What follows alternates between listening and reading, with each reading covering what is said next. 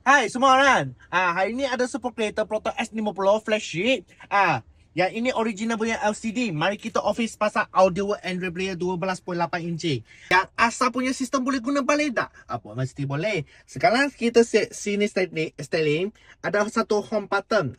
Kita tekan sekali. Dia masuk asal punya sistem. Yang asal sistem semua setting pun boleh tekan punya. Yang tekan paling sekali, dia masuk Android punya sistem. Ini Android sistem. Yang 360 semua function pun boleh. Macam ini ada auto parking. Kita tekan, dia terus masuk auto parking punya.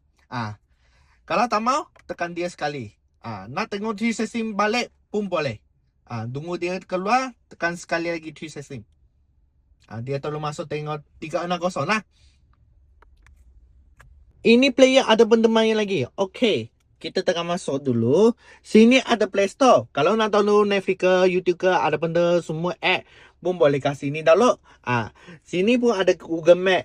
Awak nak tengok gimana surf je. Kalau nak tengok YouTube pun boleh. Tak ada masalah. Tekan je tengok video je. Yang video ini nak buat split screen boleh tak? Pasti boleh. Kita tekan 2 empat sikit. Tekan 2 empat sikit. Tekan sini ada satu macam split punya button. Tekan dia je. Tekan. Dia pun boleh split screen lah. Awak nak tengok video pun boleh. Separuh tengok video, separuh tengok map. Aircon function, sini pun boleh adjust. Sini pun boleh adjust. Panas atau rendah pun boleh adjust kat sini. Kalau kat screen pun sama. Sini ada satu button aircon punya. Kita tekan je. Aircon nak kuat ke, rendah ke, panas sejuk pun boleh kat sini tekan lah.